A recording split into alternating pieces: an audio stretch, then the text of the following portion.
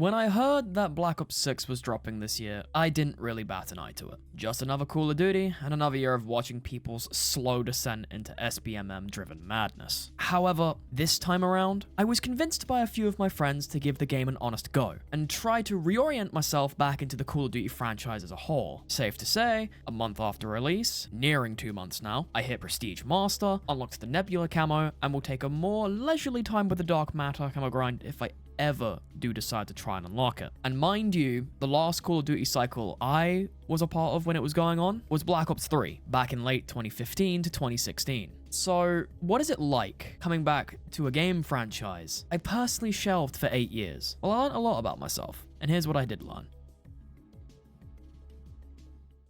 If I had to pinpoint what it was that brought me back to the fray of Call of Duty, it would be word of mouth and having the opportunity to actually try the game before buying it. I went over to my brother's place to stay for the night, and I ended up playing until 1 AM on zombies, and a bit of multiplayer here and there, but it was mainly zombies. Considering that Black Ops 6 Zombies took a Cold War's approach, which was a very strong zombies experience in terms of its gameplay, not so much its character, I was hooked off of that alone. Even spending several days grinding for the Nebula camo like a Warframe player farms Kuba. I was committed. Very committed. Now that I've had a bit of a personal ramble about how I ended up playing COD nonstop for the past 3 weeks, I can focus down and explain why that happened. Gameplay, for one, it's what you expect from a COD. Simple, mindless fun that doesn't take a lot for someone to get the hang of. Easy to learn, hard to master, that sort of deal. Throw a class together, hop into whatever mode of your choice, and just turn the brain off and game for a couple of hours without having to worry about anything. Multiplayer is what you'd expect. Several modes ranging from the usuals, such as Team Deathmatch, Domination, Kill Confirmed, Hardpoint, Search and Destroy, some of the more try-hard playlists, such as Face Off Mosh Pit, and Nuketown 24/7, because no one wants to play anything else except Nuketown for some reason. Continue on with multiplayer's components. Creator class, as usual with modern CODs, is exceptionally strong with a wide variety of builds that you can test out to create an absolute beam machine, or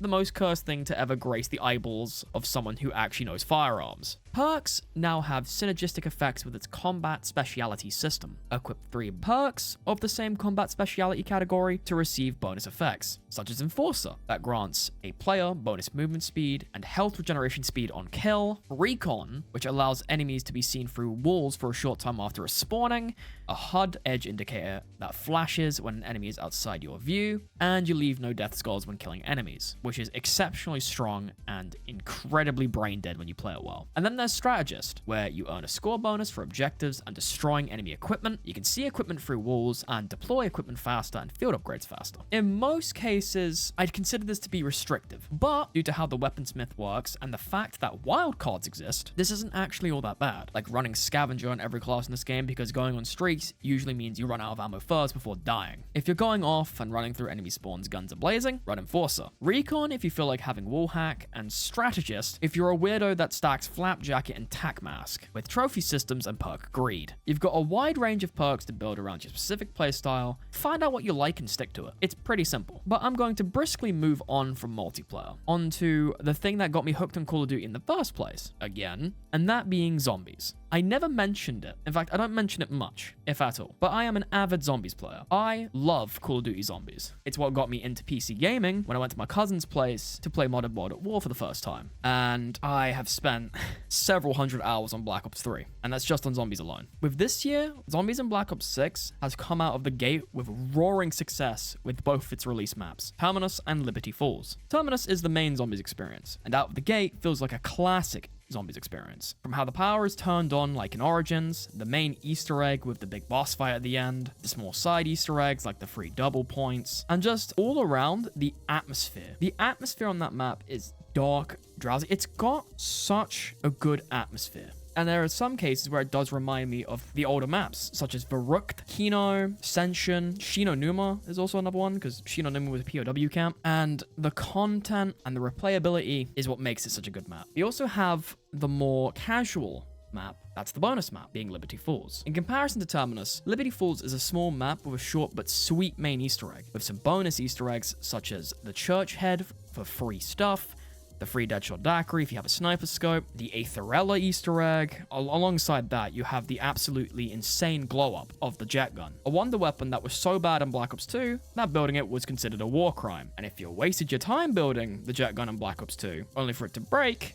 that's a you problem. 12 years later, the jet gun is an absolute beast of a weapon. You can't make this shit up. I could go into detail, but I could make separate videos on both of these modes entirely. And I might actually do that down the line. So the gameplay, as far as I'm concerned, is excellent. Omni movement is the new thing this year, but I'll be honest, the gameplay is Call of Duty gameplay, through and through. It feels good, it plays good. Hit registration is one thing, servers are another, and skill-based matchmaking is an entirely fucking controversial thing entirely.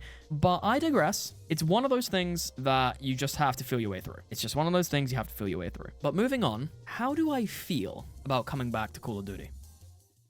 Call of Duty is like the Big Mac and fries of the gaming world. Yeah, you can have a gourmet meal that is meticulously prepped and cooked to perfection, but sometimes you don't feel like indulging in decadence. You don't feel like playing that one indie game that's considered a masterpiece, or something that is rich and fulfilling like a good strategy game, like Obligatory or Inscription. Sometimes you just want to consume junk food. Call of Duty is that junk food. It is a large Big Mac meal with fries and a Sprite, with a McFlurry if the machines actually work for once. It is simple. It's something familiar, and it's something that doesn't require high standards or expectations to play. You know what you're getting with Call of Duty. Like, you know what you're getting with a Big Mac. Is it particularly good? It depends on who you ask, but to most it is a comfort. A comfort that you can come home after a long day, sit down, and just relax. And that's if matchmaking doesn't screw you over like it's notoriously known for doing, of course. Call of Duty will never really change from its core identity. An arcade arena shooter that allows for various playstyles and all the slop that comes with modern AAA gaming. It's simple, and it is just a comfort, because anyone who plays Call of Duty year in, year out know what they're getting. They don't want to branch out, because sometimes keeping it simple is nicer than going for new experiences. And you know what? I can't blame them. I can sort of understand why. If I was to pick the main 3 games out of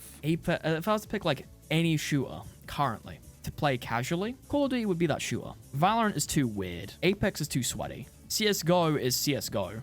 Or CS2 now. And Overwatch can just burn. Overwatch can just burn in a fire. But where am I going with this? Well, after spending 3 weeks buried under a rock playing nothing but Call of Duty, I can say this. Nostalgia is a powerful thing. It brought me back to a game franchise I thought was dead to me. But after several years of playing other games and suffering with League of Legends, coming back to Call of Duty was a much needed reset to my original gaming tastes, and allowed me to realize a couple of things about myself. I love arcade shooters, not just because of the competitive nature of them, but just because of how simple they are to pick up and play.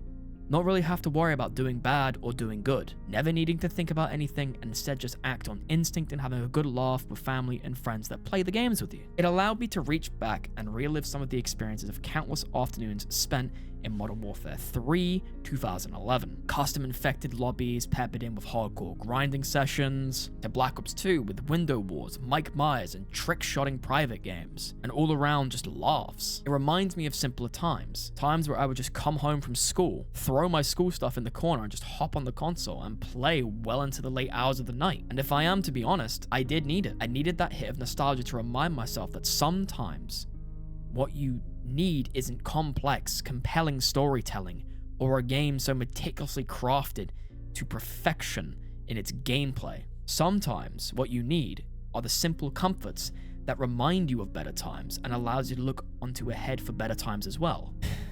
At least, it helps. It helps with coping with how bad the world's gotten recently. It helps knowing that some things never change, that some things will always stay the same, and the adage, the more things change, the more they stay the same, can be applied to Call of Duty in such a perfect way. And it brings a warmth to my heart that, well, I can't really explain it. It brings a warmth to my heart knowing that a game franchise that I used to adore as a kid still can get me to that level of adoration as an adult. Granted, it might just be because of how my brain works, but it doesn't really matter. That sense of comfort is a powerful thing, and nostalgia is a powerful thing. And yes, I can take off the rose-tinted goggles and say that fundamentally, on a business-like side of things, Call of Duty has made horrible decisions as a business. But as a game, without all the slop, purely focusing on the simple things, it's not really that bad. Hell, I'd say Black Ops 6 is one of the best releases by far in comparison to the other games from modern COD. Anyway, I think I'll end my little rambling session here and get back to grinding my master prestige levels. I thank you all for watching. Seriously. You guys rock, and without the support of you viewers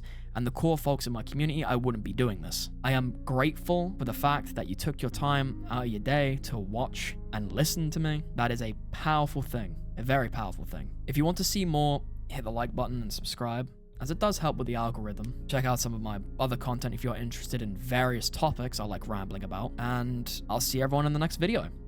What that next video will be is a mystery to me, but whatever it will be, I hope I see you all there. But anyway, this has been Azura, and I'm signing out. Later, guys.